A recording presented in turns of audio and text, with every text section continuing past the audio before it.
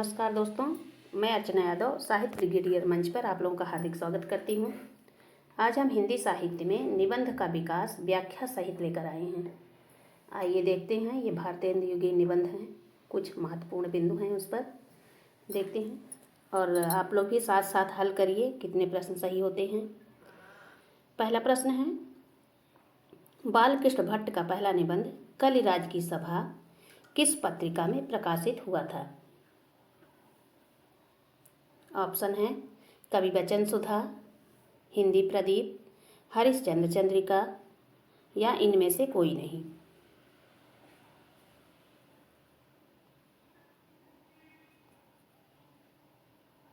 इसका सही उत्तर होगा कवि वचन सुधा में। अगला प्रश्न है, चारु चरित्र प्रतिभा आत्मनिर्भरता वेद क्या है काल चक्र का चक्कर भट्ट जी के कैसे निबंध हैं? विचारात्मक निबंध, भावात्मक निबंध, कथात्मक निबंध या वर्णनात्मक निबंध। तो आइए देखते हैं कैसे निबंध हैं इनके। इसका सही उत्तर है विचारात्मक निबंध।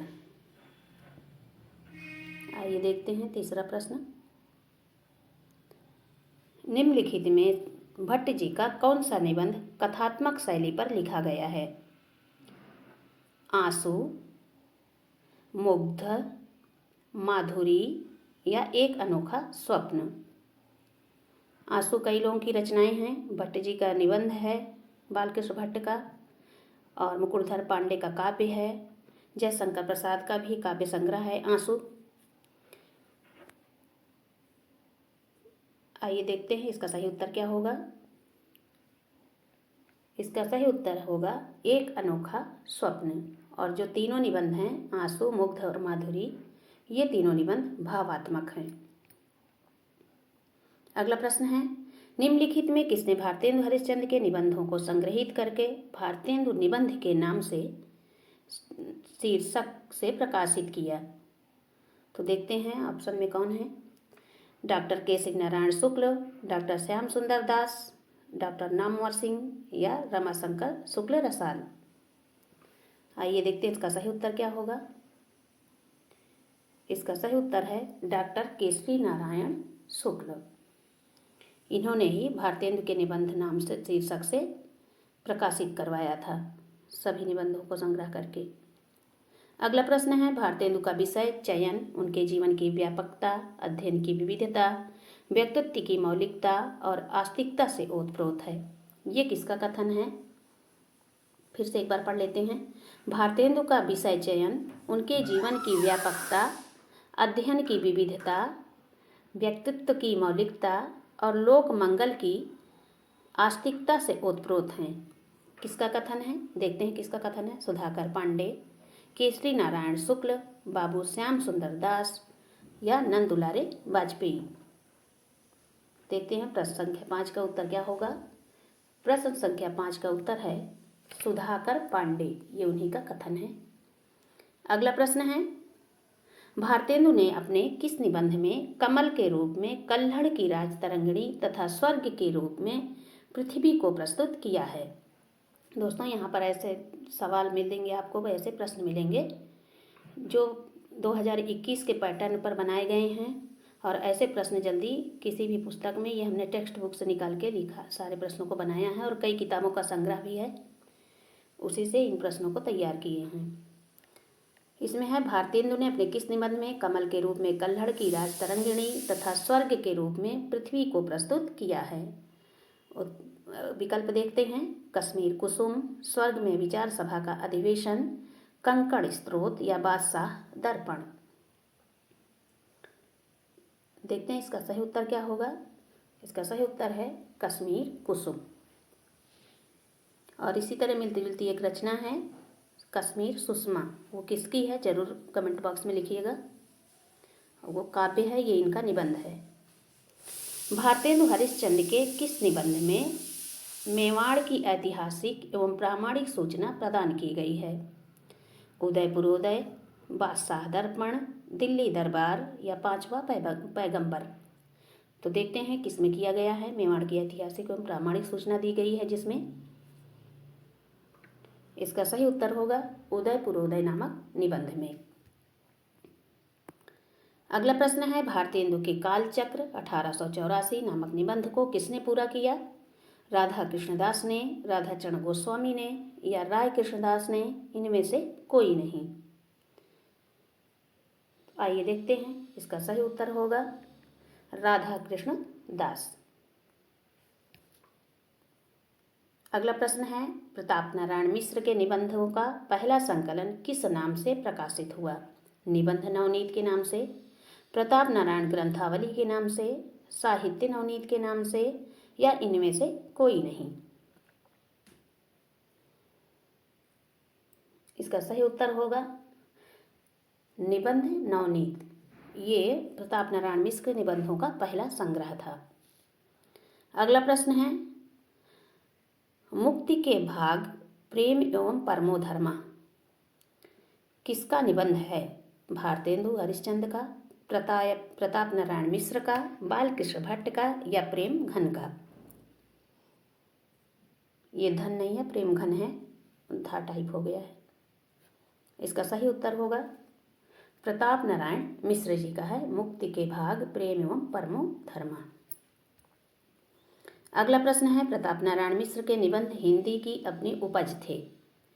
प्रताप नारायण मिश्र के निबंध हिंदी की अपनी उपज थे, किसका कथन है? रामविलास शर्मा जी का, डॉक्टर नगेंद्र का, डॉक्टर नंदुलाल वाजपेयी का या बाबू गुलाब राय का? सभी प्रश्न बहुत नए हैं और सब लोग जरूर ध्यान से पढ़िए। और इसका अगला भाग, जो प्रश्न फंसते हैं परीक्षाओं में या जो जिसको जानकारी नहीं है, ऐसे प्रश्नों को मैं ले आऊँगी।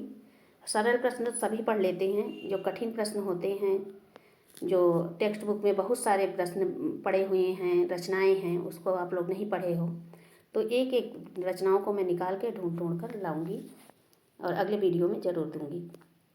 प्रताप नारायण मिश्र ने हिंदी निबंध की अपनी उपज थे। प्रताप नारायण मिश्र के निबंध हिंदी की अपनी उपज थे, यह कथन है रामविलास शर्मा जी का। अगला प्रश्न है, अंबिका दत्त व्यास के निबंधों का संग्रह किस नाम से प्रकाशित हुआ? साहित्य नवनीत नाम से, निबंध नवनीत नाम से, गद्य नवनीत नाम से या इनमें से कोई नहीं? देखते हैं कौन सा विकल्प सही है। प्रश्न संख्या 12 का सही विकल्प है साहित्य नवनीत। प्रताप नारायण मिश्र के निबंधों का संग्रह निबंध नवनीत था और अंबिका दत्त व्यास के निबंधों का संग्रह साहित्य नवनीत था। अगला प्रश्न है, लाला श्रीनिवास दास के किस निबंध में भारतीय गौरव और वर्तमान दुर्दशा का व्यापक चित्रण किया गया है? इसका सही उत्तर होगा, देखते हैं कौन से विकल्प में सही उत्तर है। भारत खंड की समृद्धि, यमलोक की यात्रा, ईश्वर के वचन, उर्दू बीबी की पूंजी। आइए देखते हैं किसका सही उत्तर है। इसका सही उत्तर है भारत खंड की समृद्धि। और दूसरा जो इसमें विकल्प है यमलोक की यात्रा, राधाचरण गोस्वामी का निबंध है और ये स्वप्न शैली में लिखा गया है। ईश्वर के वचन प्रताप नारायण मिश्र जी के निबंध हैं और उर्दू की बीबी पूंजी ये भी प्रताप नारायण मिश्र के विचारात्मक निबंध हैं। आइए देखते हैं अगला प्रश्न है, आचार्य शुक्ल ने किसे मातृभाषा का सच्चा सेवक तो स्वीकार किया है किंतु उनकी रचनाओं को साहित्यिक दर्जा नहीं दिया?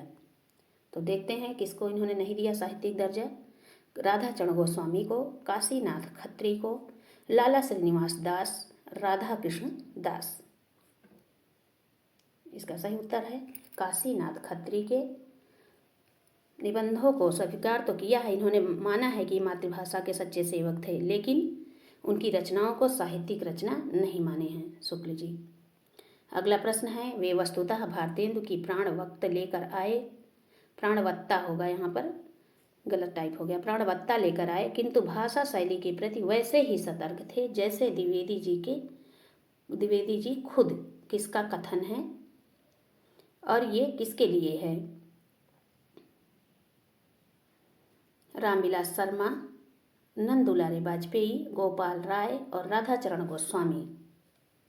इसको जरूर कमेंट बॉक्स में बताइएगा कि ये किसके लिए कहे हैं भारतेंदु हरिश्चंद्र, नहीं तो मैं उसमें पिन कर दूंगी। तो इसका सही उत्तर होगा रामविलास शर्मा। अगला प्रश्न है, शुक्ल जी ने अपने निबंधों को कुल कितने भागों में विभाजित किया है? 3, 5, 4, 6। आइए इसका सही उत्तर देखते हैं। शुक्ल जी ने अपने निबंधों को कुल 3 भागों में विभाजित किया है। वो चार बार इसको प्रकाशन हुआ था, अलग है, लेकिन 3 भागों में विभाजित किया है। एक है, पहला है वर्णनात्मक, दूसरा है भावात्मक और तीसरा है विचारात्मक। इन्होंने कुल 3 भागों में 3 तरह के निबंध लिखे हैं। अगला प्रश्न है, आचार्य रामचंद्र शुक्ल ने मनोविकार संबंधी निबंध विचार वीथी नाम से 1930 में किस पत्रिका में प्रकाशित हुआ था? जो आचार्य रामचंद्र शुक्ल के मनोविकार संबंधी निबंध थे विचार वीथी, ये 1930 में किस पत्रिका में प्रकाशित हुआ था? सरस्वती पत्रिका में, कविवचन सुधा पत्रिका में, नागरी पचाणी सभा पत्रिका में या नागरी नीरद में? आइए जानते हैं इसका सही उत्तर क्या होगा। ये सबसे पहले नागरी पचाणी सभा पत्रिका में प्रकाशित हुआ था। अगला प्रश्न है, शुद्ध विचारात्मक निबंधों का चरम उत्कर्ष वही कहा जा सकता है जहाँ एक एक पैराग्राफ में विचार दबा दबा कर कसे गए हों और एक एक वाक्य किसी संबद्ध विचार खंड के लिए हों। यह कथन किसका है? देखते हैं किसका कथन है। पहला विकल्प है आचार्य रामचंद्र शुक्ल, दूसरा है हजारी प्रसाद द्विवेदी, तीसरा विकल्प है श्याम सुंदर दास और चौथा है नामवर सिंह। और इसका सही उत्तर होगा आचार्य रामचंद्र शुक्ल।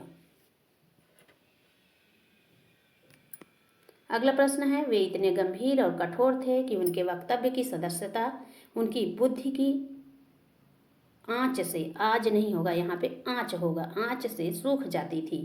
किसका कथन है ये? हजारी प्रसाद द्विवेदी का है, रामविलास शर्मा का है, श्याम सुंदर दास का है और विश्वनाथ त्रिपाठी का है। तो इसका सही उत्तर होगा हजारी प्रसाद द्विवेदी ने शुक्ल जी के लिए कहा था। इन्होंने शुक्ल जी के बारे में कहा था कि वे इतने गंभीर और कठोर थे कि उनके वक्तव्य की सदस्यता उनकी बुद्धि की आंच से सूख जाती थी। सदस्यता नहीं, यहाँ पे सरसता होगा, ये टाइप हो गया है गलत। सदस्यता कभी कभी फाल्ट कर देता है गूगल, इसी वजह से जो है इसमें गलत टाइप हो गया है। सदस्यता नहीं, सरसता है और बुद्ध आज की जगह यहाँ पे आंच होगा।